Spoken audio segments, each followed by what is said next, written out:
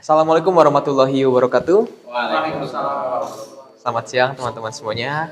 Kami dari kelompok 1A akan mempresentasikan hasil penelitian yang kami lakukan di Dinas Sosial menggunakan COVID 2019.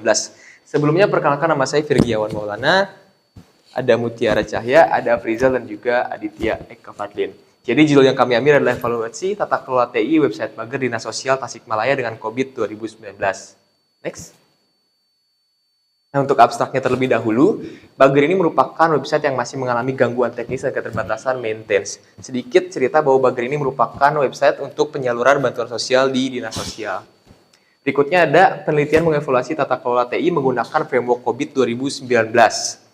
Yang berikutnya pengumpulan data melalui kuesioner, wawancara, dan studi di dokumen.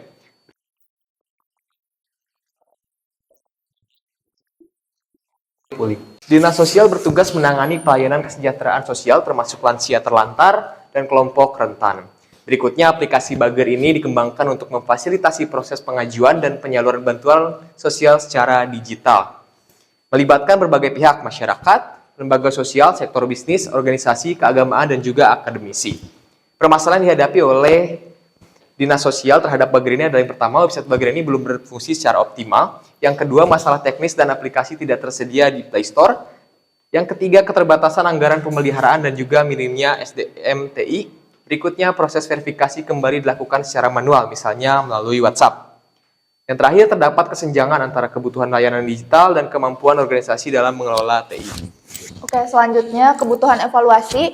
Yang pertama diperlukan evaluasi tata kelola dan kapabilitas proses teknologi informasi menggunakan COVID 2019. Yang kedua, COVID 2019 memberikan panduan untuk menilai kapabilitas proses, kesesuaian tujuan, dan efektivitas pengelolaan teknologi informasi. Dan yang ketiga, penilaian mencakup kemampuan organisasi dalam memenuhi capability level secara terukur. Kemudian tujuan dari evaluasi ini, yang pertama mengetahui tingkat kapabilitas proses teknologi informasi pada website Bager. Yang kedua, mengidentifikasi area yang membutuhkan perbaikan. Dan yang terakhir, menyusun rekomendasi strategis untuk peningkatan pengelolaan teknologi informasi di Dinas Sosial Kota Tasikmalaya. Untuk yang selanjutnya, metode penelitian. Penelitian ini menggunakan metode deskriptif dengan pendekatan kualitatif dan juga kuantitatif. Metode ini digunakan untuk mengevaluasi tata kelola teknologi informasi berdasarkan framework COVID 2019 pada instansi yang menjadi objek penelitian, yaitu Dinas Sosial Kota Tasikmalaya.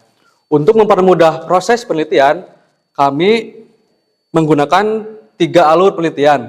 Yang pertama ada studi literatur. Kami melakukan pencarian jurnal referensi baik dari buku, artikel, maupun web yang terbit 5 tahun terakhir. Lalu yang kedua ada pengumpulan data. Pada tahap ini kami mengumpulkan data melalui metode wawancara, kuesioner, dan juga menggunakan website Bager itu sendiri. Dan yang ketiga ada analisis data.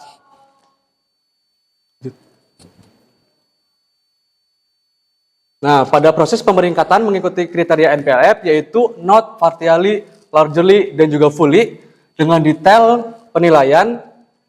Not dilambangkan dengan N, tingkat kemampuan yang dicapai kurang dari 15%. Lalu ada largely yang dilambangkan dengan huruf L, tingkat kemampuan yang dicapai antara 50% sampai 85%. Dan yang ketiga ada partially atau P, tingkat kemampuannya dicapai antara 15% sampai 50%. Dan yang terakhir ada fully, tingkat kemampuannya dicapai jika lebih besar dari 85%. Oke, selanjutnya adalah hasil dan pembahasan. Ini tuh kami mendapatkan sekitar 60% dari keseluruhan divisi ataupun orang-orang yang ada di Dinas Sosial dengan berjumlah 7 dari 11.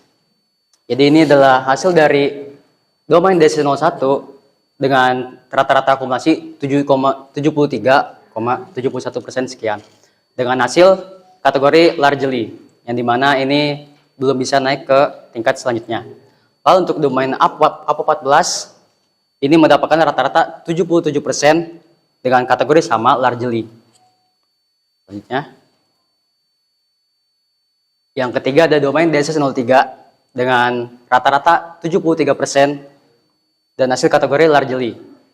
Yang keempat adalah domain EDM02 dengan akumulasi rata-rata 77% kategori largely. Dan yang terakhir adalah domain yang kelima yaitu APO 10 dengan rata-rata 73% kategori largely. Ini berarti semua proses domain itu dalam tingkat largely yang dimana kondisi tersebut masih pada tingkat yang sama, yang berarti tidak direkomendasikan untuk naik ke level selanjutnya. Diperlukan penyempurnaan lebih lanjut untuk bisa mencapai kategori pulih.